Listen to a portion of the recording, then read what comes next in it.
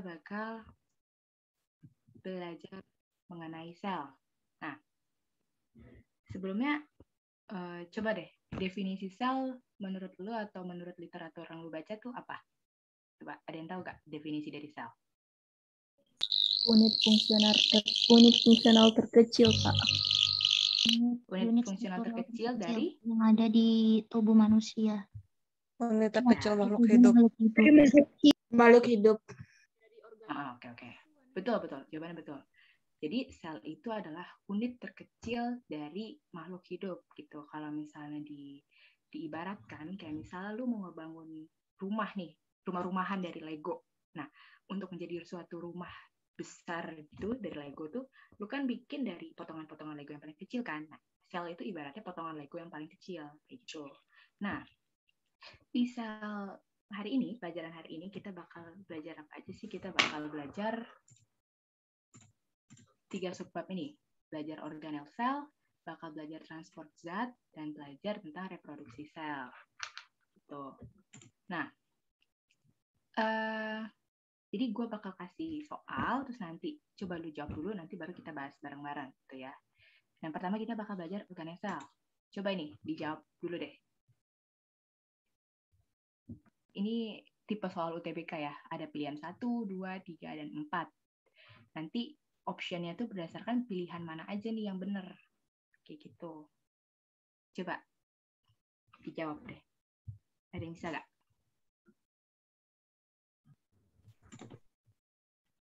B itu apa? 1 dan 3. B. Oke, disimpan dulu ya jawabannya.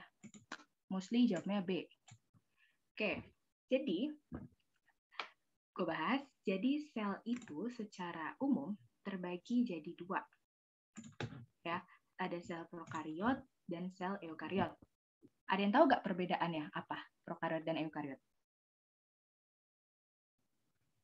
Kalau prokariot itu nggak punya inti. Prokariot biasanya di bakteri ya, Kak. Kalau eukariot di hewan, tumbuhan, manusia. Prokariotik tidak memiliki membran inti. Kalau eukariotik memiliki membran inti. Meningkatkan kecerdasan ini. Betul. Pada benar ya. Jadi prokariot itu tidak punya membran inti, eukariot punya membran inti. Terus tadi biasanya emang ada di bakteri.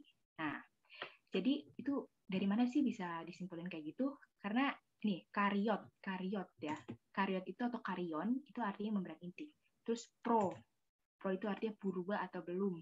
Terus eu artinya sejati atau sudah. Jadi dari kata-katanya aja nih kita udah bisa kasih definisi sendiri bahwa prokariotik itu belum mempunyai membran inti, eukariotik sudah memiliki membran inti, gitu ya. Nah, membran inti itu yang mana sih? Membran inti itu yang ini nih, yang karena yang punya di eukariot, kita ke eukariot ya. Di ini nih yang ungu-ungu ini.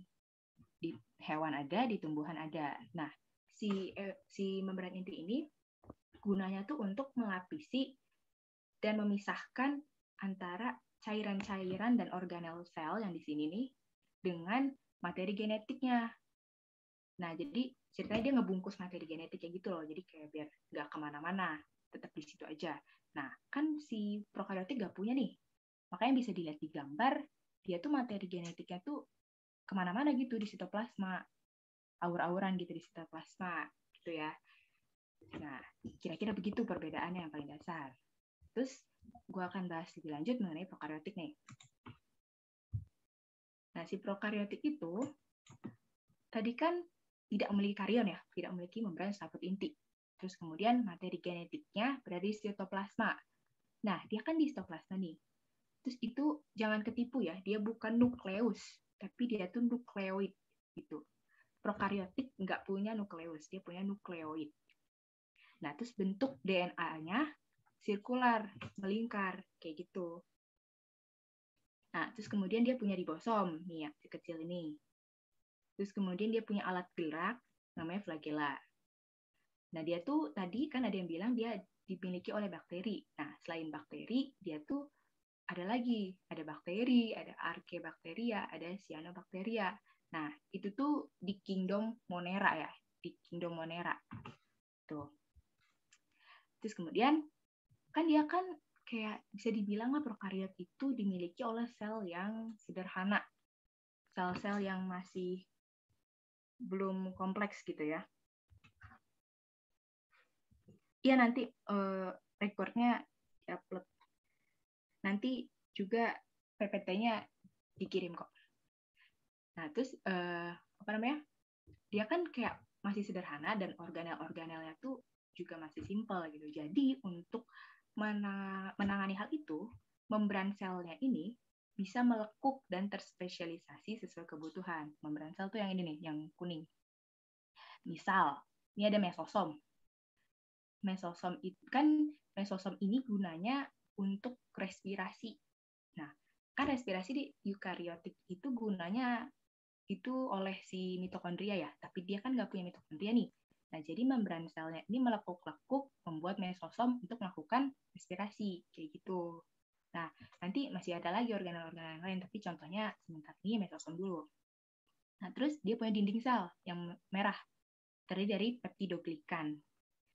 Nah, terus kemudian karena si prokariotik ini adalah sel yang sederhana, dia tuh tidak punya organel bermembran, yaitu kloroplas, mitokondria, retikulum endoplasma, badan Golgi, dan lisosom. Nah, kayak gitu ya. Berarti bisa kita jawab nih tadi soal nomor 1.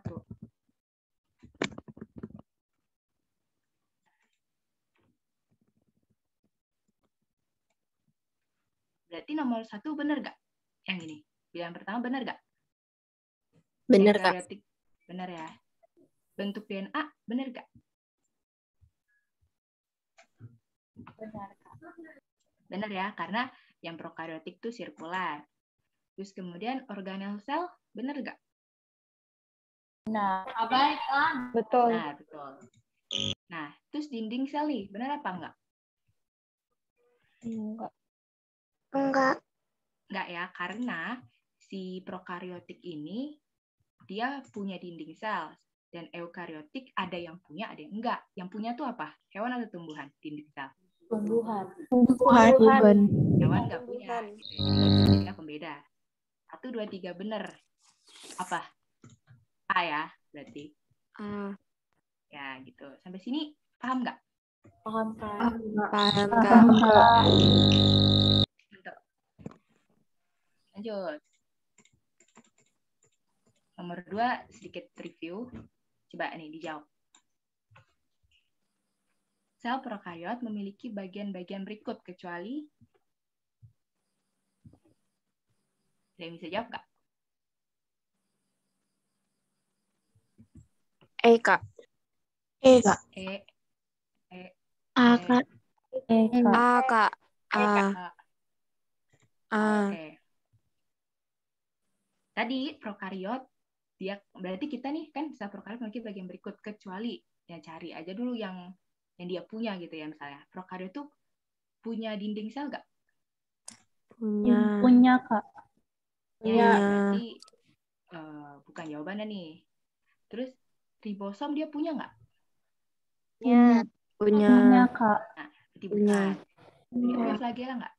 Punya. Punya. Membran plasma? Punya. Nah, membran plasma tuh bukan membran inti ya. Membran plasma tuh membran sel. Jangan ketuker. Oke, membran plasma tuh membran sel. Nah, berarti dia nggak punya mitokondria. Ya, karena mitokondria tuh adalah organel yang punya membran. Sedangkan prokariot tidak punya organel yang bermembran. Gitu. Oke, lanjut ya. Ini udah prokariot, berarti kita lanjut ke eukariot. Nah ini, organel pada sel prokariotik, dinding sel, membran plasma sel, ribosom, bagia. Nah, lanjut nih ya ke sel eukariotik. Organel sel eukariotik yang memiliki fungsi untuk menyimpan hasil metabolisme, air, dan mempertahankan turgiditas sel adalah ada yang bisa jawab gak ini? Vakuola, Kak. Vakuola, Kak. D. Oke, keren. Oke, betul. Nah, jadi gue bakal jelasin sedikit dulu ya, karena organel sel itu kan banyak gue jelasin berdasarkan di option nih. Nah, jadi pertama, sel eukariotik itu dimiliki oleh kingdom Animalia, Plantae, Protista, dan Simi. Tapi di SMA kita fokusnya ke Animalia sama Plantae dulu sih, kalau di SMA tingkatnya ya. Nah, terus fungsinya yang pertama membran plasma, itu kan paling luar nih ya, berarti dia gunanya untuk transfer zat keluar masuk. Terus lisosom untuk pencernaan intrasel. Terus mitokondria untuk respirasi. Respirasi itu apa? Untuk menghasilkan energi. Makanya dia suka disebut sebagai the powerhouse. Nah, terus vakuola nih. Fungsinya ada 3. Tempat cadangan makanan, amilum, dan gula. Terus bisa disimpan dan dapat digunakan satu waktu. Terus menyimpan sisa metabolisme, tadi kayak di soal. Terus membangun turgor sel dengan memasukkan air. Gitu. Terus ada nukleus. Gunanya mengatur kegiatan sel ya, ibarat otak gitu ya, nukleus. Gitu. Oke, berarti jawabannya yang D. Keren. Ada yang mau ditanyain? Belum, Kak. Belum ya? Oke. Aku lanjut ya.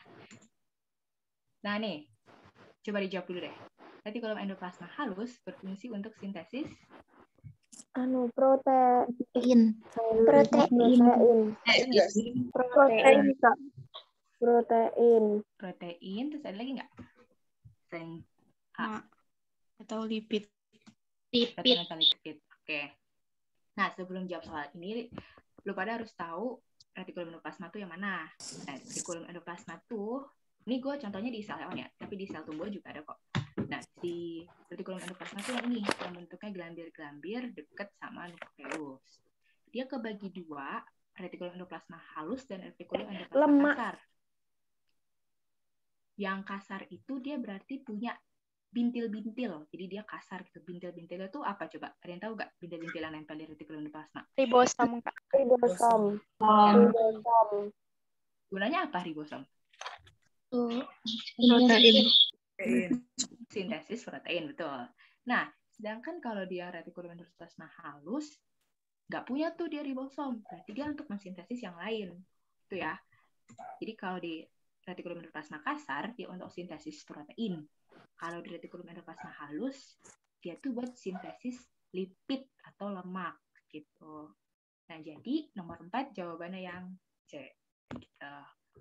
Paham ya? Ada yang mau ditanyain?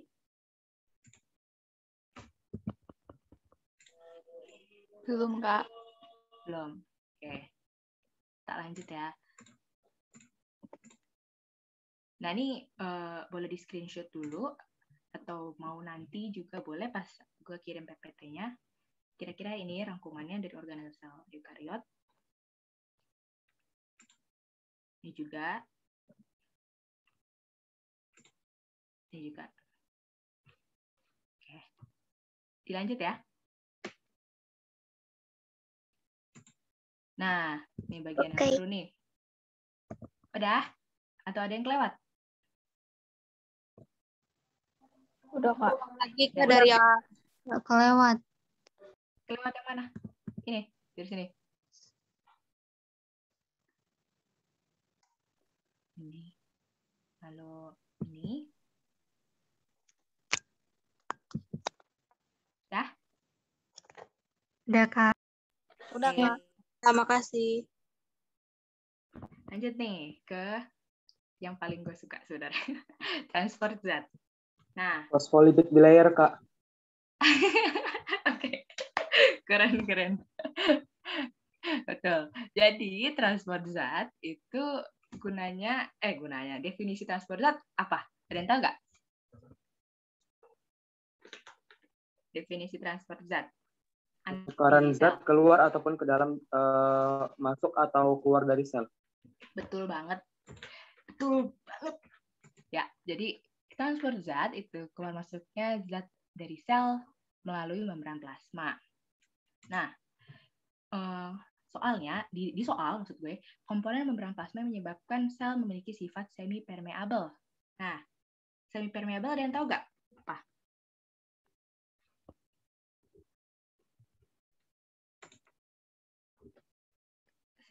Mudah dilalui oleh zat, bukan, Kak? Oke, semi permeable itu artinya kayak Semi itu kan artinya kan nggak semuanya ya, kayak setengah gitu ya. Jadi semi permeable tuh artinya ada zat yang bisa masuk, ada zat yang nggak bisa masuk. Dia tuh selektif, pilih-pilih gitu. Zat mana yang bisa masuk, zat mana yang enggak gitu. Jadi definisinya adalah tidak semua zat bisa masuk ataupun keluar, hanya beberapa aja gitu yang bisa masuk. Kayak gitu. Jadi dia ya singkatnya semi permeable itu artinya pilih-pilih lah gitu. Ya. Nah, sebelum kita belajar tentang transport zatnya, kita belajar dulu nih tentang komponen membran plasma yang menyebabkan sel memiliki sifat semi permeable. Kita flashback tadi, membran plasma itu kan yang paling luar ya, nih. Terus kemudian kalau di zoom, dia tuh kayak gini nih bentuknya.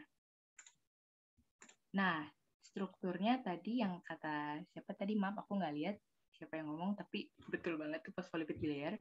Jadi itu si membran plasma itu secara maksudnya komponen utamanya adalah si phospholipid bilayer. Yang ini ya, yang punya kepalanya warna kuning, ekornya hitam. Yang kepalanya ini ada yang tahu nggak apa? Gugus fosfat. Gugus fosfat, tuh. Yang di tengahnya? Hidrokarbon, dia ada yang rantai jenuh dan rantai tak jenuh, tapi ini lipid sebenarnya, hidrokarbon yang lipid. Oke, betul, lipid ya. Nah, dia tuh hampir semuanya dari membran sel itu tersusun dari phospholipid bilayer. Nah, terus kemudian ini ada protein nih. Protein yang nempel doang itu namanya protein perifer. Yang nempel di fosfat doang tuh protein perifer. Sementara protein yang nembus nih, yang ini, yang ini, yang ini, yang ini, itu namanya protein integral. Kemudian ada kayak molekul lain yang nempel di protein atau nggak di lipid, itu ada namanya glukosa. Ya. Terus kemudian kalau dia glukosa nempel ke protein, jadinya glikoprotein. Kalau dia nempel ke lipid, jadinya glikolipid gitu ya. Terus kemudian ada senyawa yang nempel di lipid, itu namanya kolesterol. Kayak gitu. Nah, berarti bisa kita eliminasi nih optionnya, yang nomor 5, berdasarkan komponen-komponen yang ada di membran plasma. Tadi glikolipid ada nggak? Ada ya? Ada. Terus glikoprotein? Ada juga kan? Glikoprotein, sorry. Yang lipoprotein ada nggak? Nggak ada. Nggak ada. Terus PPT dikirim di mana? PPT dikirim di Telegram, ntar. Habis kelas. Terus apa namanya? Ada glikoprotein ada kan? Terus Ada. tidak? Nggak ada. Nggak ada. Nah, terus Ada. jawab ada. Nah, jadi gue kasih tahu dulu bahwa tadi temen lu benar, jawabannya adalah phospholipid bilayer. Nah, kenapa sih dia bisa membuat si membran plasma ini jadi pilih-pilih gitu? Nah, karena dari susunannya guys. Bentar. Phospholipid bilayer dari namanya fosfolipid, fosfat dan lipid. Si fosfat di kepalanya itu tuh sifatnya hidrofilik. Hidro itu artinya air, filik itu artinya apa? Suka. Dan suka Suka ya, berarti air. artinya suka air. Gitu. Suka air. Terus kalau misalnya hidrofobik itu artinya Tidak suka air. takut Tidak ya, suka air. fobik, takut air atau tidak suka air gitu. Nah, terus yang fosfat itu dia polar, sedangkan lipid itu non polar. Nah, untuk polar non polar nanti belajar di kimia aja ya. Ini untuk biologi kayak gini dulu aja konsepnya. Nah, dia kan kayak sifatnya tuh beda kan. Fosfat sama lipid tuh sifatnya beda nih. Nah, hal itulah yang menyebabkan dia tuh jadi pilih-pilih gitu. Yang bisa masuk dalam tuh harus sesuai dengan sifatnya si lemak gitu misalnya. Yang bisa nembus gitu secara langsung. Itu harus sesuai dengan sifatnya si lemak, yaitu hidrofobik atau non-polar, kayak gitu. Nah, nanti lebih lanjut kita bakal belajar di transport zatnya yang aktif atau pasifnya gitu. Nah, terus kemudian komponen membran sel yang lain tadi ada protein perifer, yaitu letaknya nempel doang. Kemudian ada protein integral. Nah, si protein integral ini kan nembus ya. Nah, itu nanti ada gunanya dia dibuat di bagian transport membran, transport selnya nanti. Kemudian ada glikoprotein. Yang ini yang tadi glukosa, terus nempel di protein nih. Nah, dia gunanya untuk sebagai reseptor untuk sel atau tanda pengenal sel. Nah, ini tuh yang tanda pengenal sel tuh penting banget. Jadi kayak misalnya nih, tanda pengenal sel tuh apa sih maksudnya? Kayak misalnya, nanti dijelasin lebih dalam di bagian imunitas, tapi singkatnya, kayak misalnya nih ada sel sehat. Sel sehat tuh ibaratnya kayak punya name tag yang menandakan bahwa tuh gua nih sel sehat gitu loh. Jadi dia nggak dimakan sama sel-sel imun kita gitu. Nah, kalau misalnya antigen atau kayak patogen atau senyawa-senyawa yang jahat gitu yang masuk tubuh kita, dia nggak punya name tag sel sehat gitu istilahnya. Nah, nanti si sel imun ini bakal makan sel yang nggak punya si name tag sehat itu. Nah, akan berbahaya kalau sel sehat tidak punya glikoprotein yang menandakan dia itu sel sehat. Karena nanti bisa-bisa si sel imun kita makanin dia gitu, makanin si sel sehat. Nah, itu bikin penyakit namanya autoimun kayak gitu. Makanya glikoprotein dan si glikolipid ini penting banget ya. BTW glikolipid sama glikoprotein sifatnya fungsinya sama gitu. Kemudian ada kolesterol. Nah, banyak yang kayak orang kan kayak bilang kolesterol jahat gitu kan. Tapi sebenarnya dia ada gunanya juga sih sebagai untuk bikin hormon, estrogen, progesteron, terus untuk menjaga keseimbangan pH membran sel. Kayak gitu. Jadi balik lagi bahwa jawabannya yang gitu ya. Ada yang paham nggak sampai sini? Paham. Paham, Kak. Paham. Btw kalau gue ngomongnya kecepetan, ngomong aja nggak apa-apa ya. Karena kebiasaan nge-rap. Dah, terus lanjut nih.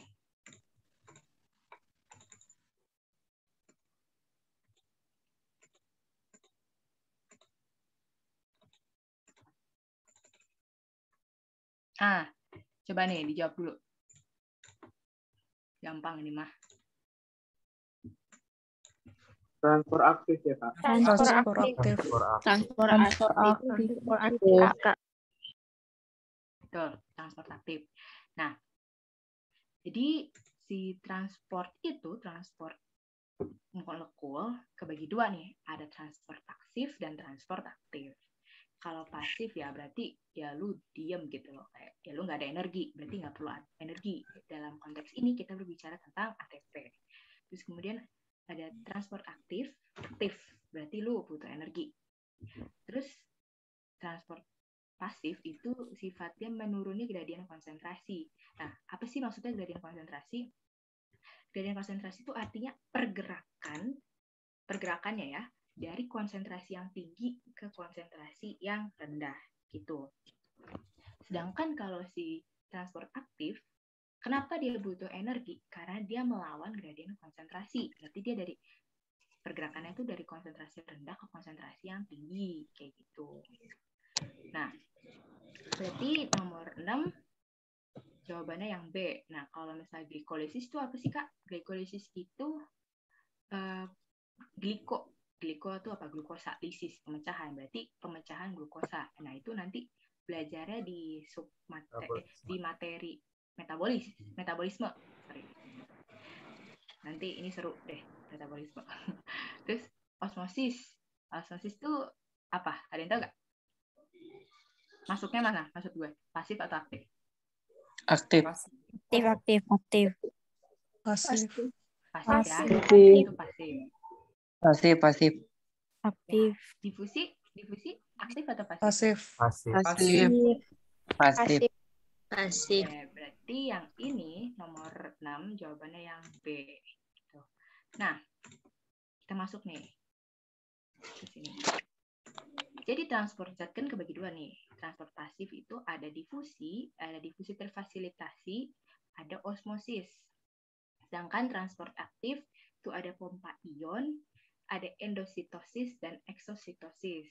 Tuh, nah endositosis dibagi dua lagi nih, berdasarkan zatnya yang masuk. Kalau dia padat itu fagositosis, kalau dia bentuknya cairan itu pinositosis. Gitu. Nah, lebih jelasnya kita ke soal. Sebelum ke soal, gue mau meluruskan konsep konsentrasi nih. Jadi, misalnya gue punya gelas dan gue berikan air sebanyak 100 ml.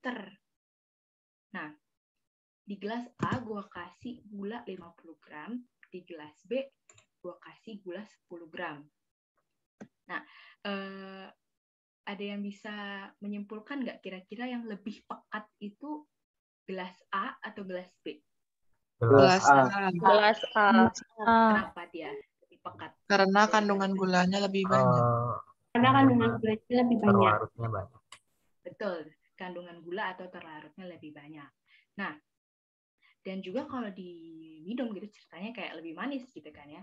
Nah, jadi kandungan zat terlarutnya lebih banyak itu membuat dia menjadi larutan yang lebih pekat daripada yang B, atau namanya adalah larutan hipertonis.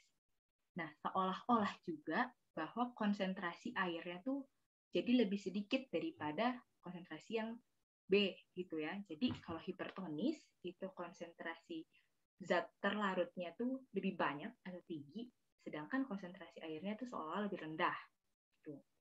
Sedangkan kalau yang B itu nama lainnya encer apa? Kalian tahu gak? Cair.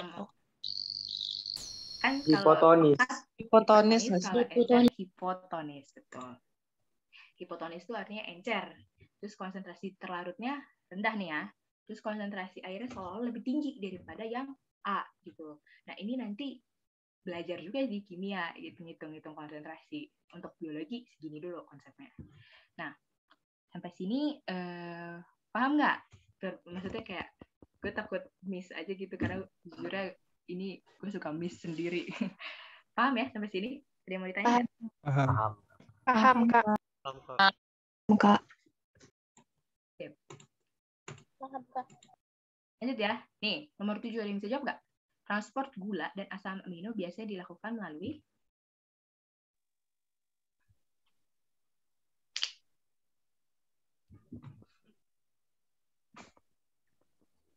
Difusi bukan, Kak? Difusi difusi. kayaknya. Terus ada lagi? Difusi terfasilitasi.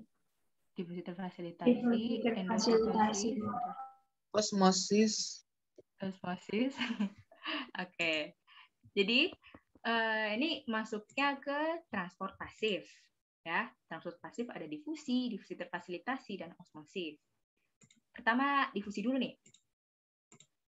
Difusi itu adalah perpindahan zat terlarut dari konsentrasi tinggi ke konsentrasi yang rendah. Nah, zat terlarutnya berarti yang pindah ya, zat terlarutnya nih. Dia dari konsentrasi tinggi atau hipertonik ke hipotonik gitu, atau hipotonis. Itu boleh pakai S, boleh pakai K, boleh. Jadi intinya zat terlarutnya yang pindah ya, dari konsentrasi yang tinggi, konsentrasi yang rendah. Atau dari zat terlarut yang banyak ke zat terlarut yang dikit gitu. Nah, dia tuh kenapa sih bisa kayak gitu? Karena dia molekulnya tuh kecil dan nonpolar gitu. Contohnya O2, CO2, dan vitamin A, D, K. Maksudnya gini, misalnya nih ada O2 nih dari luar sel mau masuk, dia kan kecil dan nonpolar gitu ya. Jadi ya udah dia langsung masuk gitu ke sini ke dalam, langsung kayak bisa nyelip-nyelip lah gitu. Nah, difusi, perpindahan zat terlarut dari konsentrasi tinggi ke konsentrasi yang rendah. Untuk zatnya biasanya kecil dan nonpolar karena ingat aja dia langsung dan spontan gitu ya, langsung nyelip set gitu. Nah, sedangkan ada namanya difusi terfasilitasi. Nah, dia sama dari perpindahan zat terlarut juga dari konsentrasi yang tinggi ke konsentrasi yang rendah. Tapi dia tuh molekulnya besar dan polar. Jadi dia nggak bisa nembus lapisan lipid kan. Tadi lipid kan itu kan non polar ya. Berarti dia nggak bisa nembus itu. Nah, jadi itu dia misalnya nih, ada glukosa gede gitu ya. Glukosa gede, dia nggak bisa lewat sini.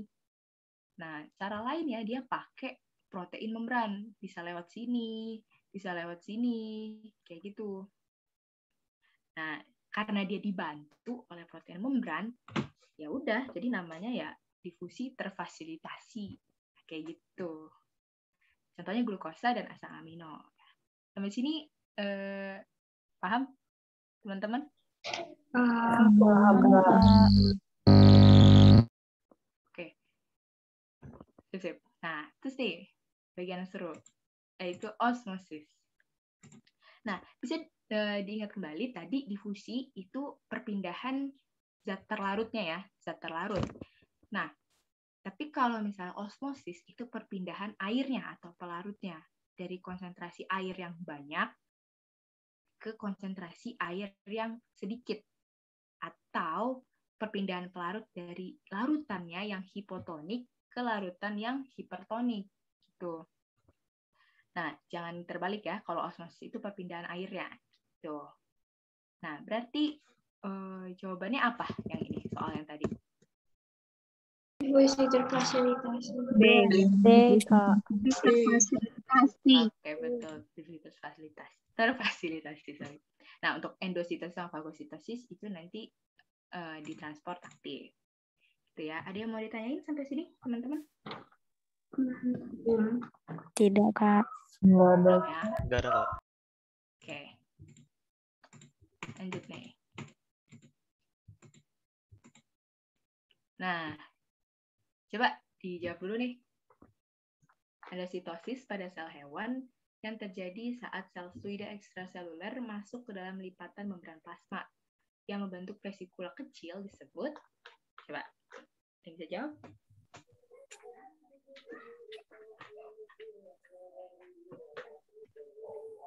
D gak sih? Apa? D. Ada yang D, ada yang B. Ayo. Kandidatnya apa lagi deh? Oke, berarti kandidatnya antara B dan D.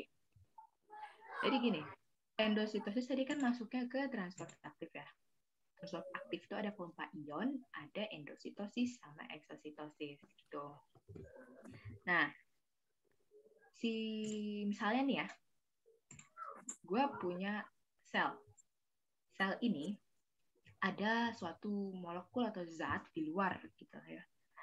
Nah, si molekulnya ini mau masuk ke dalam sel. Nah, si selnya ini, membran plasmanya tuh, tadi membran selnya bakal ngelekup, misalnya ini molekulnya, sini membran plasmanya dia bakal melekup, terus nanti lama-kelamaan dia masuk gitu. Jadi kayak nelen gitu ya. Jadi dia masuk nih, ditelan gitu. Nah, proses ini namanya endositosis. Masuknya molekul ke dalam sel. Endo itu artinya in, ya. Masuk. Nah, sedangkan kalau misalnya panahnya terbalik nih, dia tuh seolah kayak dari dalam dilepeh gitu keluar ya. Nah, itu namanya eksositosis. Keluarnya molekul dari sel. Nah, untuk si endositosis itu kebagi dua tadi yang udah gue bilang. Kalau dia makannya yang padat, itu dia namanya fagositosis. Nah, kalau fagositosis, jadi dia makan yang padat, terus kemudian dibungkus di dalam kantong membran yang besar, namanya vakuola. Vakuola kan, berarti sisa-sisa makanan tuh. Nah, nanti kalau udah dibungkus sama vakuola, nanti ada organel namanya lisosom. Nanti dia bakal fuse, bakal bergabung sama vakuola buat nanti mencerna si partikel-partikel yang masuk ini, kayak gitu. That's why makanya lisosom dibilang pencernaan intrasel. Nah, terus untuk pinositosis itu terjadi saat yang dimasukin tuh ya cairan, fluida gitu. Nah, nanti kalau udah masuk, dia membran plasmanya membentuk vesikula-vesikula kecil. Vesikula tuh ya apa ya ngomongnya? Kayak bunderan-bunderan gelembung-gelembung kecil gitu. Nah, berarti jawabannya yang mana nih? B.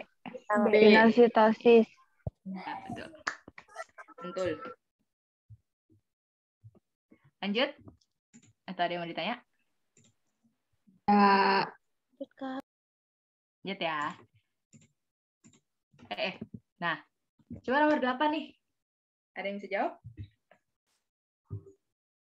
Untuk sel tumbuhan dan jamur, jika berada pada larutan hipertonik, akan menjadi A lembek, B turgid. B. Apa? Turgid. B. Turgid. B, Kak. Turkit. B, D, E. Tadi gue dengar kandidatnya itu. C. Azahra Tasyani. Di sel hewan ada lisosom kah? Ada. Ada lisosom. Terus untuk sel tumbuhan dan jamur. Oke. Ini jadi gini. Ini tuh masih ada hubungan dengan materi osmosis. Beda ini tapi osmosis. Nah, osmosis pada sel hewan dan tumbuhan nih. Kenapa gue bahas ini dulu? Dua doang ini, sel hewan dan tumbuhan ya, karena balik lagi SMA itu belajarnya hewan dan tumbuhan dulu. Nah, jadi misalnya nih, kan tadi kan osmosis tuh udah ya, perpindahan air dari larutan yang konsentrasinya tinggi ke larutan konsentrasinya rendah. Airnya dari hipotonis ke hipertonis. Air dari hipotonis ke hipertonis. Nah, itu diingat-ingat baik-baik, itu membuat sangat mudah untuk memahami soal ini. Nah, jadi misalnya nih, gue punya, ini dari sel hewan dulu ya, gue punya suatu sel hewan. Anggap aja, tunggu sebentar. 11. Oh, ya ini pelajaran kelas 11, betul. Nah, ini sel hewan. Anggap aja sel darah merah gitu ya, karena merah. Nah, ini sel ini gue taruh di larutan yang hipertonis. Gue ingetin lagi, hipertonis itu artinya larutannya pekat, airnya seolah lebih sedikit, dan zat terlarutnya banyak. Kalau sel hewan gue taruh di larutan yang hipertonis, berarti sel hewan ini sifatnya apa? Hipotonis ya, sel hewannya hipotonis sifatnya. Sifat cairan di dalamnya hipotonis. Lebih encer dari cairan yang di luar. Gitu. Nah, karena dia sel hewannya nih hipotonis, sel di luar cairan sel di luar itu hipertonis, pergerakan airnya jadinya gimana?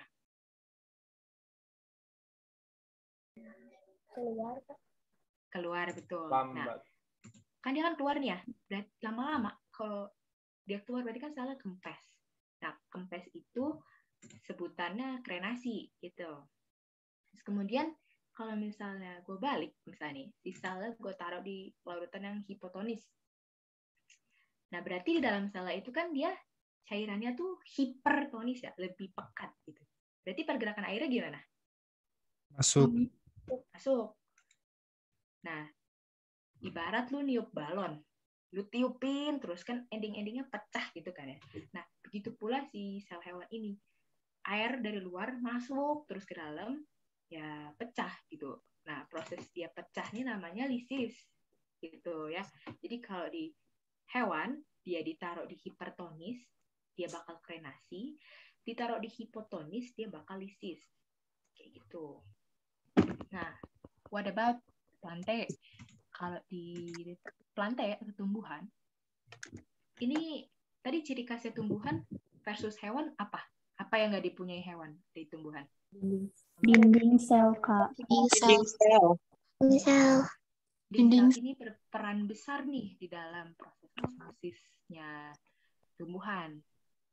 Misal gue taruh si tumbuhan ini di larutan yang hipotonis. Nah, berarti kan kalau ditaruh di larutan yang hipotonis, cairan di dalamnya si tumbuhan itu berarti hiper kan, lebih pekat gitu ya ceritanya. Nah, berarti pergerakannya cairan dari luar masuk, dari hipotonis masuk ke dalam. Nah, kalau di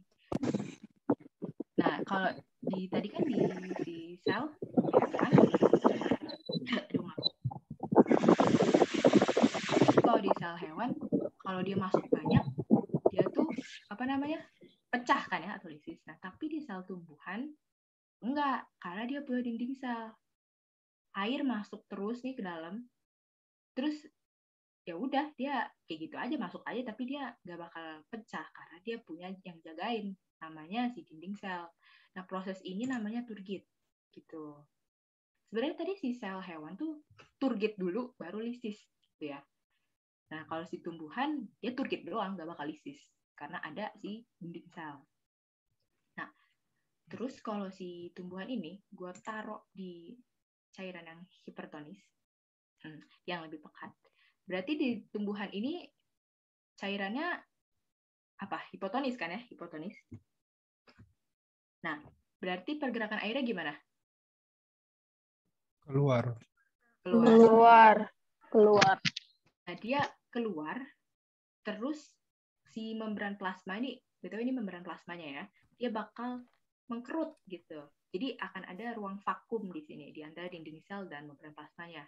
Nah, proses ini, pengerutan membran plasma dan menyisakan vakum di dinding sel, itu namanya plasmolisis. Gitu ya. Jadi, kesimpulannya kalau di sel hewan, ditaruh di hipotonis, dia bakal lisis. Benar nggak sih lisis? Ya betul, lisis. Kalau misalnya dia ditaruh di hipertonis, dia bakal krenasi atau shrink atau menyusut.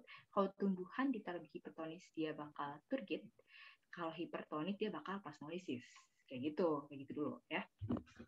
Berarti jawabannya apa? Ini nomor 8. Krenasi. Krenasi, Kak. Tumbuhan dan jamur. Plasmolisis. Plasmolisis. Kak. Nah, ini tadi maaf. Tadi gini ya, kalau misalnya tumbuhan ditaruh di yang hipertonis, itu plasmolisis ya guys. Kalau yang krenasi itu hewan. Ya, yang krenasi itu hewan. Oke, jangan kebalik. Oke, sampai sini paham ya teman-teman? Atau ada yang mau ditanyain? Paham, Kak. Kak, hipertonik sama hipertonis itu sama aja ya maksudnya? Iya, sama aja. Aduh, sorry ya, gue nggak konsisten ini Ya, makanya. Kak. Sama aja kok. Kalau mau lebih keren pakai C. Kayak orang-orang luar gitu. Iya. Oke. Dah. Kita loosen up dulu nih. Kita relax sebentar karena ini akan masuk ke subbab yang lumayan butuh konsentrasi. Jadi gue menyiapkan suatu game yang sangat klise, yang sering banget dimainin di sekolah daring, yaitu tebak gambar. Ya. Sorry ya kalau garing, tapi ini semoga bisa refresh gitu. Ini tebak gambar tentang jenis makanan nih guys. Ada yang bisa nebak gak? Apa ini? Kue putu. Iya. Betul. Ini gampang banget gak sih? Oke, satu lagi. Ini sedikit biologi. Udah keluar belum sih? Nah, ayo, ada yang bisa nebak gak? Bunga bangkai. Cuma teman-teman gue pada bingung tahu nyelesai jawab yang ini. Oke, mantap. Oke, semoga sedikit terrefresh ya kepalanya. Karena kita akan masuk ke materi yang sangat menyenangkan. Reproduksi sel, guys. Ini BTW ini materi kelas 12 yang agak pertengahan ya. Kalian yang kelas 12 sudah pernah dapat materi ini belum sih? Belum, Kak. Belum. Karena kan di awal banget. Masih awal-awal. Masih awal. Pertumbuhan dan Awal perkembangan banget, ya? Kak. Iya, Kak. Masih nungguin kacang hijau. Kacang hijau. Iya. Sebenarnya gue juga tahu. Gue juga eksperimen kacang hijau. Ditaruh di tempat gelap, tempat terang kan? Iya, Kak. Iya. Ya salah. Iya. Turun-turun tahu kayak gitu. Pasti deh. Ntar nanti kamu tanya adik-adik kelasmu deh. Pasti taruh di tempat gelap kan dan tempat terang. Iya, sudah. Oke. BTW, ini kita curi start aja. Curi start aja nanti biar lebih mantep lu pada belajar lagi, oke? Ini gue cuma jelasin sebisa gue dulu supaya lebih paham sebelum memulai materi di sekolah. Oke, jadi reproduksi sel itu bisa dibilang sebagai pembelahan sel ya, karena sel itu akan akan bereproduksi dengan cara pembelahan gitu. Nah, soal pertama, pembelahan biner terjadi pada Hydra, Arachnida, Amoeba, Fungi, atau Polychaeta. Nah, jadi karena belum pada masuk materi ini, gue jelasin dulu nih. Jadi reproduksi sel terbagi dua. Ada yang langsung, ada yang tidak langsung. Kalau yang langsung, namanya pembelahan amitosis atau pembelahan biner. Oke? A itu kan artinya tidak. Mitosis itu artinya ya membelah gitu kali ya. Nah, jadi amitosis itu artinya tidak mengalami mitosis gitu. Terus biner artinya bi 2. Kenapa sih dibilang kayak gitu? Nah, bentar. Nah, terus kalau tidak langsung itu tadi ada mitosis dan meiosis. Kalau di pembelahan langsung terjadi di organisme uniseluler, sedangkan kalau di yang tidak langsung tuh di multiseluler, guys. Nah, ada yang tahu uniseluler itu artinya apa? Sel satu. Berintis sel satu. Oh iya, berintis sel satu. Bersel satu. Itu mah prokaryotik, lupa. Oh, jadi kalau ini benar, uniseluler itu artinya sel yang bisa hidup dengan ya satu sel aja gitu ya. Jadi kayak apa ya? Kayak kan kalau manusia tuh kan macam-macam gitu ya selnya, dari rambut aja selnya banyak. Terus kalau misalnya single cell organism ini satu sel aja udah jadi makhluk hidup gitu. Contohnya tadi bakteri gitu ya. Nah nih contohnya, jadi tuh kalau si uniseluler tuh ada di Kingdom Monera. Ntar gue tulis aja deh. Kingdom Monera. Terus sebagian dari Protista, yaitu protozoa. Kelihatan nggak sih gue ngetik? Kelihatan. Kelihatan. Protozoa. Bentar. Tapi gue nggak mau. Bagian Protista gitu ya. Nih. Nah, apa aja sih? Apa itu tuh ya biar inget. Aduh, maaf. Nah, Kingdom Monera ada bakteri, ada arkebakteri, ada cyanophyta atau cyanobakter. Cyanophyta atau cyanobakter tuh yang alga hijau biru ya, alga hijau biru. Nah, terus ada sebagian dari Protista, yaitu yang mirip hewan, yaitu protozoa. Terus kemudian ada beberapa alga, yaitu Euglenophyta, terus ada Chrysophyta, alga emas, ya, atau Dinoflagellata. Oke, jangan pusing ya, ini refresh lagi materi klasifikasi makhluk hidup. Nah, jadi yang uniseluler itu tadi Monera dan sebagian Protista. Nah, kenapa dibilang apa tuh pembelahan langsung? Itu karena ya kayak gini diagramnya. Kayak ini satu sel, terus dia udah ngebelah aja jadi dua gitu langsung, jadi makhluk hidup gitu. Jadi ya namanya pembelahan langsung. Jadi dari satu sel membelah jadi dua langsung menjadi sel baru. Nah, gitu. Asal-usulnya kenapa dibilang pembelahan langsung. Gitu ya. Jadi pembelahan biner itu pembelahan amitosis yang pembelahannya langsung. Dari satu sel langsung jadi sel baru. Kayak gitu. Ya. Paham ya sampai sini pembelahan biner? Paham, Kak. Paham ya? Gini. Kita coba jawab soalnya. Oh ya, tadi multiseluler itu animalia, plantae, fungi, dan beberapa alga. Contohnya alga merah. Tuh. Nah, kita belajar pembelahan biner dulu nih. Berarti yang si nomor 10 ini, Hydra itu apa coba? Masuknya kingdom apa? Animalia. Betul. Animalia, film? Cnidaria. Ya, mantul. Betul. Nah, terus tadi kan pembelahan biner tadi kan berarti cuma option kita tuh cuma protozoa, beberapa alga sama Kingdom Monera ya. Berarti yang selain itu bukan berarti ya. Nah, terus Arachnida apa? Kingdom apa? Animalia. Ya, mantul. Terus kalau Amoeba apa? Protista. Protista yang mirip hewan, tumbuhan? Protozoa. Ya, betul. Hewan. Berarti jawabannya yang C ya. Terus kalau fungi, ya Kingdom fungi. Jamur. Jamur. Polychaeta, kalian tahu? Animalia. Iya, ya betul, Hanimalia. Ya, berarti jawabannya untuk yang nomor 10 itu jawabannya yang C. Ada yang mau ditanyain dari sini, pembelahan biner? Belum. Belum. Oke, kita lanjut.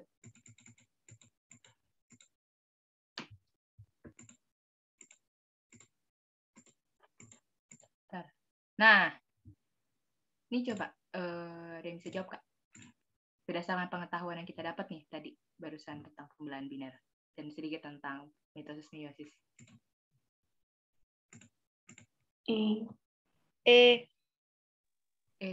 Oke, terus apa lagi? Kandidatnya apa aja? C. Emang C ya berarti kandidatnya. Oke. C. Kita bedah dulu satu-satu. Pernyataan yang benar tentang mitosis dan meiosis. Nomor. Option A benar nggak? Tidak. Enggak, Kenapa? karena bakteri kan Uniseluler dan pembelahannya biner. biner. Ya berarti salah. Terus kalau yang B, keduanya tidak terjadi pada cendawan. Cendawan itu apa sih? Fungi. Nih, mengalami nggak sih dia mitosis dan meiosis? Mengalami. Mengalami kan ya? Salah. Keduanya terjadi pada tumbuhan. Nah, terjadi nggak? Terjadi. Ya. Terjadi. Dia multiseluler. Nah, terus keduanya sama-sama menghasilkan gamet. Bener nggak? Enggak. Salah. Enggak. Yang menghasilkan gamet apa? Meiosis. Meiosis. Ya, betul. Gamet itu sel telur dan sperma ya. Jadi bukan. Terus meiosis menghasilkan autosom, mitosis menghasilkan sel gamet.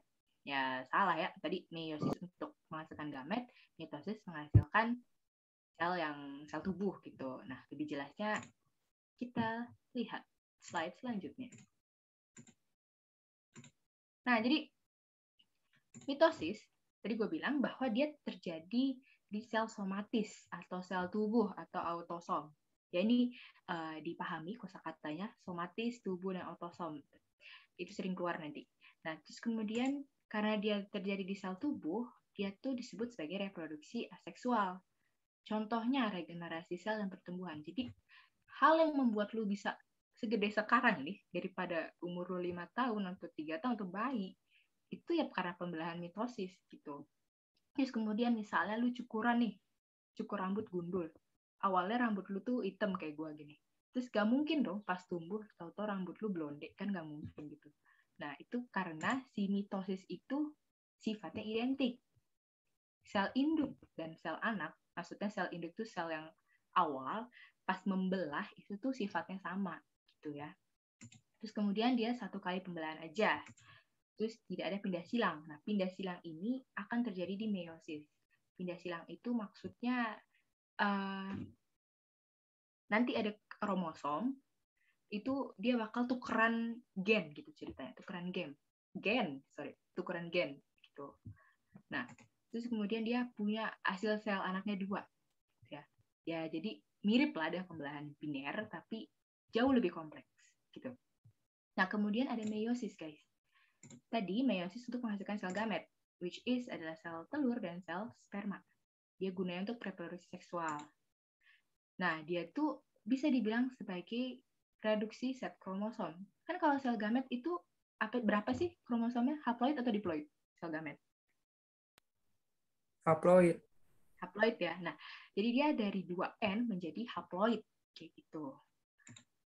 Nah, terus dia terjadi 2 kali pembelahan. Nah, itulah menyebabkan dia bisa jadi haploid gitu, karena sekali pembelahan gitu deh. Pokoknya dia terjadi 2 kali pembelahan nanti dijelasin. Nah, terus terjadi pindah silang. Tadi pertukaran gen. Nah, ini tuh jadi itu kayak mitosis tuh gunanya buat perbesaran tubuh lu gitu ya. Pergantian dari tadi regenerasi sel, lu luka terus nutup gitu, tumbuh lagi tuh kulit lu. Nah, itu tadi mitosis. Sedangkan kalau meiosis lah yang bertanggung jawab atas sifat-sifat lu sekarang gitu. Maksudnya sifat secara misalnya waktu lu bapaknya keriting, ibunya lurus, tahu-tahu lu wavy gitu rambutnya. Nah itu bukan berarti lu anak pungut, itu artinya terjadi pindah silang, gitu, pertukaran gen, persamaan gen kayak gitu kalau meiosis ya. Nah jadi itu sekilas mengenai mitosis dan meiosis. Berarti tadi yang D keduanya sama-sama menghasilkan gamet, tadi salah ya, yang menghasilkan gamet itu meiosis. Terus kemudian meiosis menghasilkan sel otosom, salah, yang otosom tadi mitosis. Mitosis menghasilkan sel gamet, salah, yang menghasilkan sel gamet adalah meiosis, kayak gitu ya. Kira-kira sampai sini paham ya teman-teman? Kalau ada yang mau ditanya boleh. Paham, Kak. Paham kan? Baru sekilas sih tentang mitosis dan meiosis. BTW gue kayaknya ngajarnya cuma sampai mitosis dulu karena waktunya nggak cukup. Jadi nanti di PPT ini juga udah ada materi tentang meiosis, lu bisa baca-baca dulu atau enggak nanti kalau boleh kelas tambahan nanti ngomong sama admin. Nah ini tipe soal UTBK ya guys. Ada tipe soal namanya sebab akibat. Yang ini tuh lo harus baca secara keseluruhan dan detail. Hot. Cilah. Coba, ada yang bisa jawab nggak? A. Asik. Ada lagi? Oke. Betul ya? Kalau pernyataan pertama benar dan pernyataan kedua benar dan sebab akibat itu jawabannya A. Kalau benar tidak berhubungan B. Benar salah C. Salah benar D. Salah dua-duanya ya E gitu. Pembelahan meiosis bertujuan membentuk sel gamet. Betul. Ya karena meiosis menghasilkan gamet. Sebab pada pembelahan meiosis terjadi reduksi kromosom. Ya benar. Dari 2N jadi N karena gamet haploid gitu. Berhubungan. Nah, tipsnya kalau soal kayak gini, tinggal lu tambahin karena aja di awalan. Jadi baca dari bawah. Baca dari bawah. Karena pada pembelahan meiosis terjadi reduksi kromosom, maka pembelahan meiosis bertujuan untuk membentuk sel gamet. Nah, ketahuan kan nyambung? Kayak gitu. Sedikit tips mengerjakan soal macam begini. Oke, ada yang mau ditanya nggak untuk soal 12? Belum? Berarti harus dibaca dari bawah ya, Kak? Nah, itu gua gitu. Kalau gua makanya ada memberikan kayak gitu, gua menurut gua lebih Berarti nggak semua soal. Kenapa? Berarti nggak semua soal yang harus dibaca dari bawah. Apa ya? Gue sih bacanya kadang-kadang ini sih main feeling, tau gak sih? Kayak pembelahan ya bertujuan untuk membentuk sel gamet, terus atasnya benar, bawahnya benar. Tapi berhubungan ya sih, gitu kayak main feeling gitu. Tapi untuk mengatasinya tuh baca aja dari bawah gitu. Jadi sih saran aku, ya sih baca aja dari bawah, tambahin karena, terus tambahin maka gitu. Itu Oke, makasih lumayan Kak. membantu. Ya, semangat. Terus, nah ini dia. Tolong diperhatikan dengan sangat-sangat karena ini sangat menyenangkan. Ini gak usah dijawab dulu, gue jelasin dulu aja. Nomor 13. Waktu yang paling lama dan energi paling besar dibutuhkan pada pembelahan sel fase A, interfase, metafase, profase, anafase, telofase. Ayo, ada yang bisa jawab gak? A. Nembak juga boleh. Interfase. Interfase. Profase. Oh, kayak A, C. Terus apa lagi? B. Oke.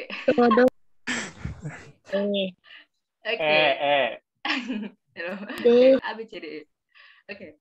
Jadi, gini, kan kita semua ini punya siklus hidup ya. Dari, ya siklus hidup, tahu lah. Siklus hidup. Nah, si sel ini bagian dari kita, gitu. Berarti dia punya siklus hidup juga. Siklus hidupnya sel itu secara keseluruhan kebagi dua.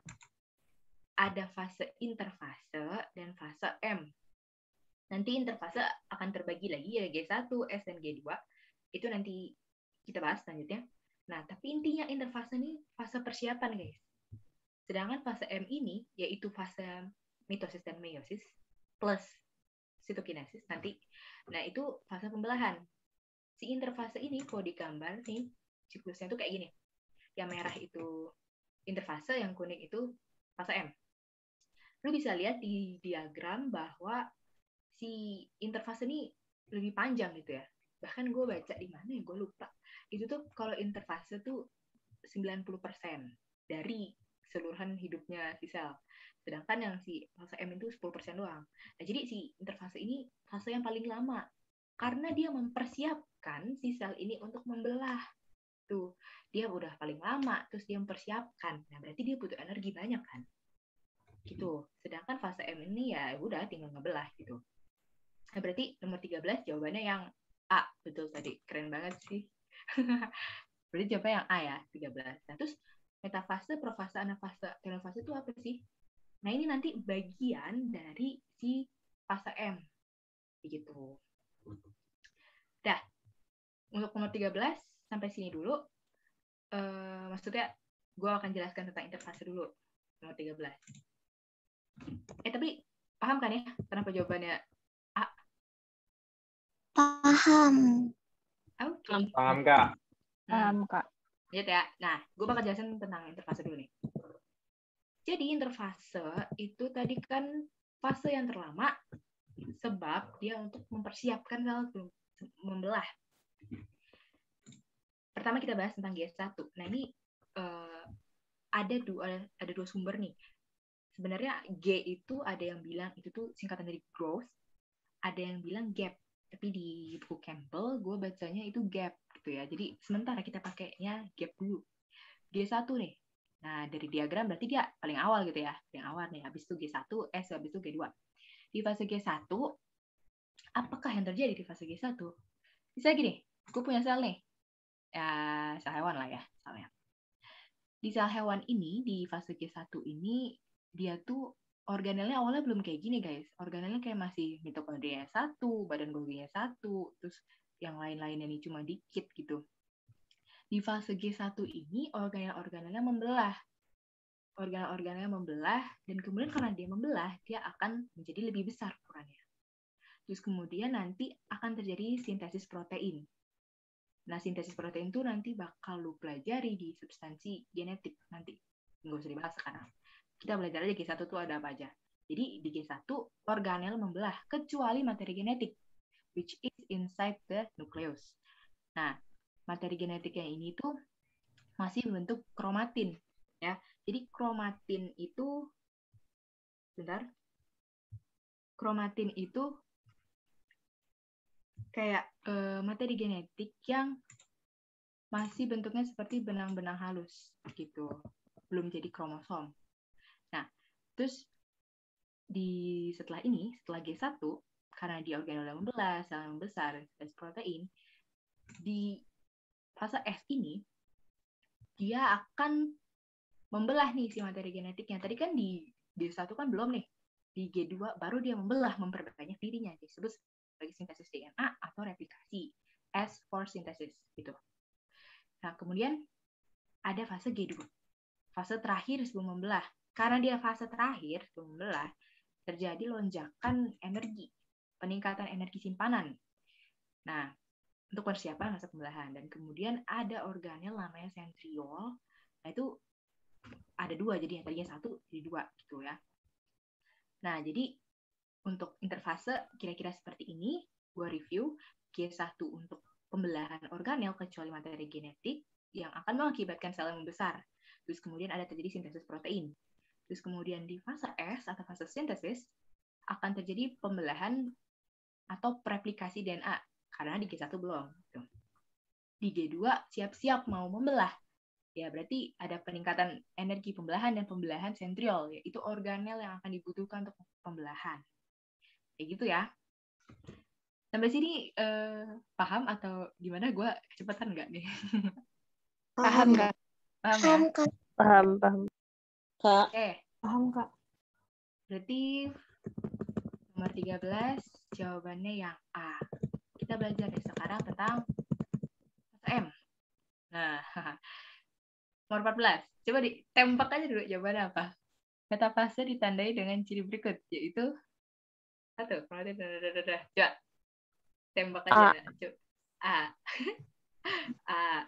Ayo dulu Kak. A. Bodoh. Dulu 4 doang. hanya 4. D. Oke. Jadi si metafase ini, tadi kan gue bilang ini masuknya ke fase M ya, pembelahan. Nah, si fase M itu ada namanya profase, metafase, anafase, telofase, dan diakhiri dengan sitokinesis.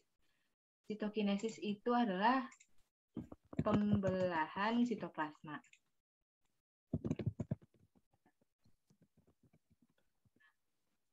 Ini nggak kelihatan, nggak cukup.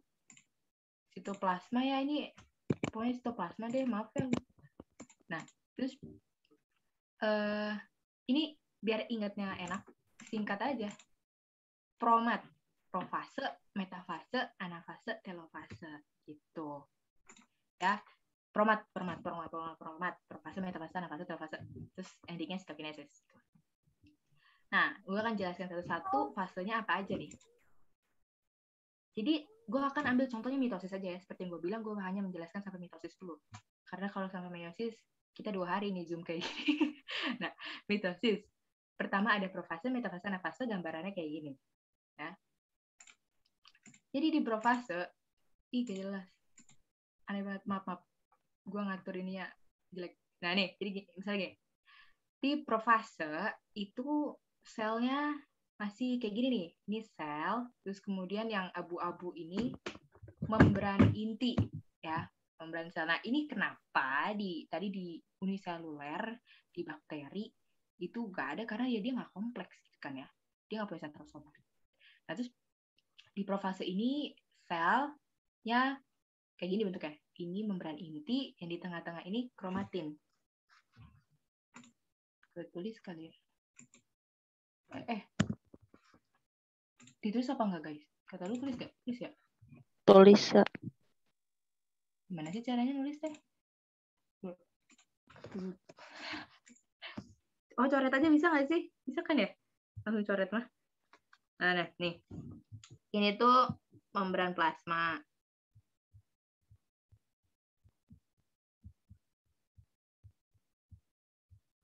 Betulnya kalau misalnya jelek, sorry karena pennya murah. Terus ini yang di tengah ini, yang di tengah ya, ini gue ngomongin tengah, itu tuh namanya kromatin.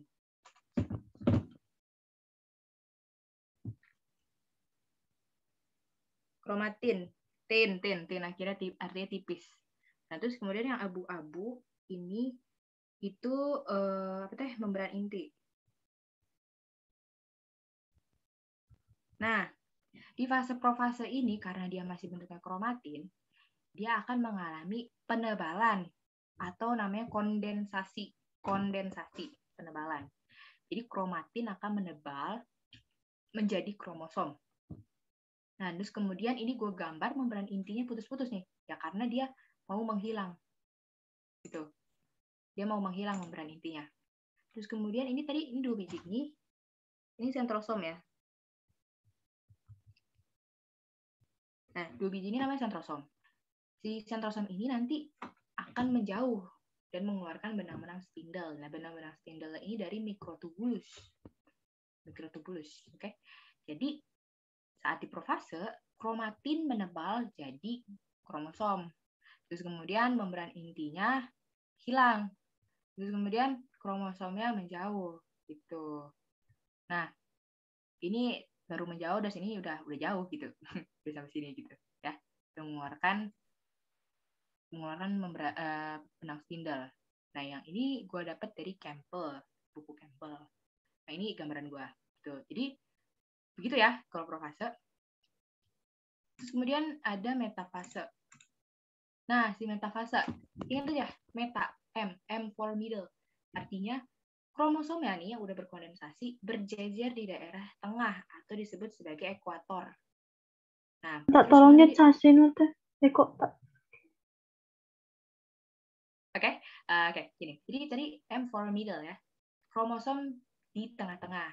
Terus kemudian benang-benang spindle-nya tadi kan kayak baru keluar gitu kan ya. Nah, ini tuh udah nempel di sentromer. Sentromer itu apa sih? Jadi sentromer tuh bagian dari kromosom. Jadi kayak ini kromosomnya ya. Ih, jelek banget. Bentar. Kromosom tuh kayak gini. Nah, di tengah-tengahnya nih namanya sentromer. Tuh. Kalau ini tips aja nih, kalau lu disuruh ngitung disuruh ngitung kromosom, lihat aja tengah-tengahnya ada berapa biji sih? Kalau 1 ya berarti satu kromosom gitu. Nah, gitu ya, metafase gampang parah. Cuma M for middle, dia di tengah-tengah gitu. Kromosom di tengah-tengah gitu. Kalau metafase. Nah, sedangkan terus karena dia di tengah-tengah nih, berarti kan jelas gitu ya. Bisa dihitung saat dan tepat untuk menghitung jumlah kromosom pada suatu sel. Nah, hitung coba ini berapa? 4 kan? 1, 2, 3, 4. Gampang kan? Terus lanjut nih. Anafase. A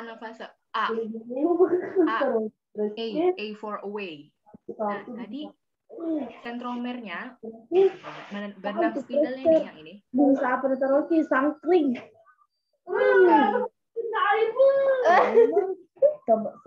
Teman-teman yang masih dibuka mic-nya dimatiin dulu, boleh nanti pas mau nanya aja baru dibuka ya, biar menjaga ini kita biar lancar dan enak.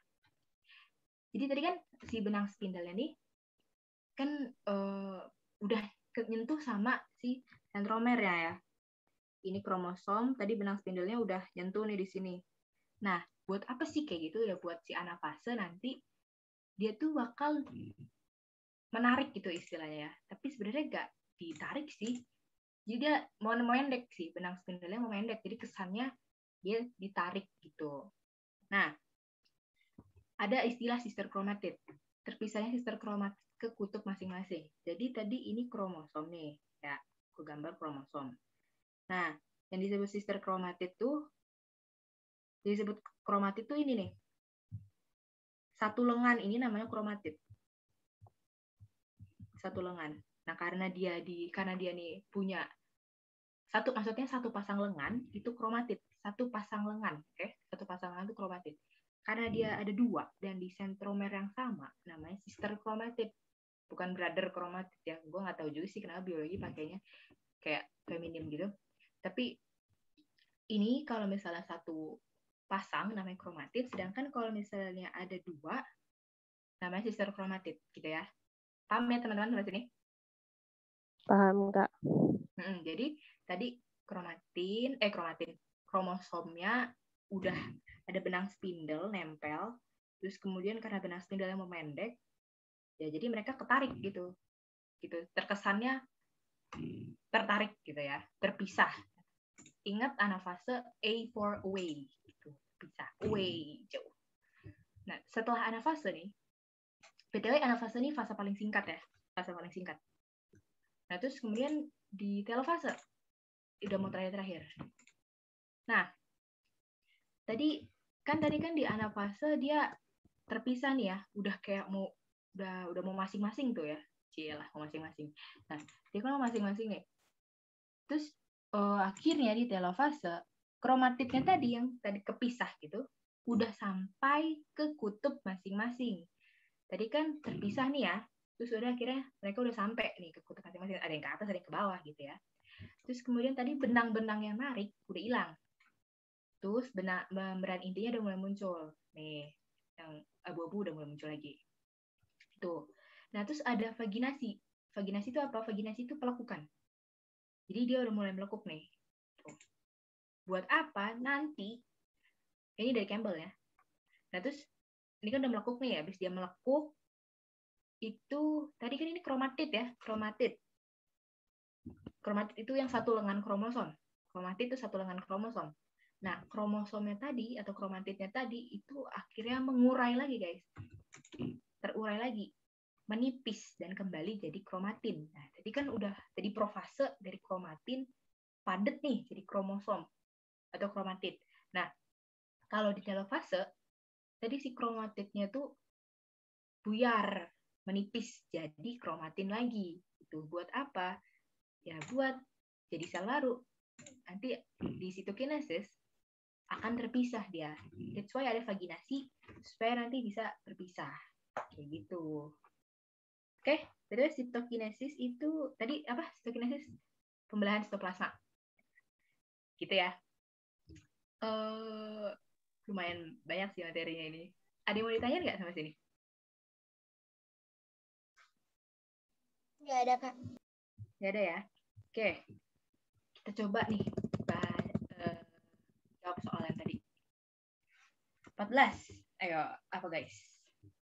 Yang satu bener gak? Kromatin sudah sampai kutub. Yang Salah. apa emang? Harusnya sampai kutub perlawanan tuh fasenya apa? Telofase. Salah.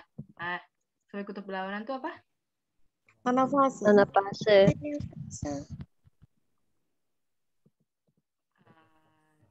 Telofase. Kalau anafase masih misah. Tuh, kalau telofase dia udah sampai ke kutub masing-masing. Gitu ya. Duh, pusing gak sih? Semoga gak pusing ya. Jadi kayak kromatid ya kalau di anafase tuh kayak masih misah gitu kan. Kalau di telofase udah nyampe karena dia udah mau ngebelah gitu. Berarti telofase ya.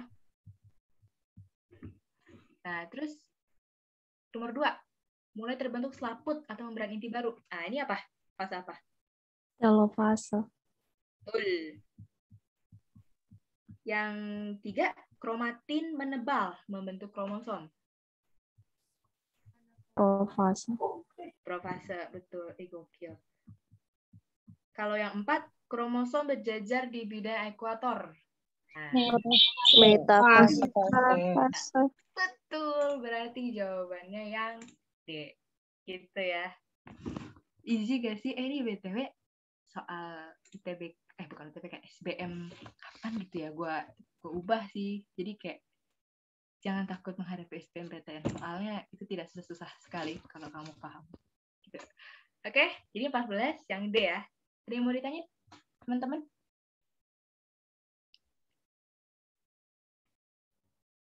Belum? Lanjut ya? Belum, Kak. Alright. Terakhir.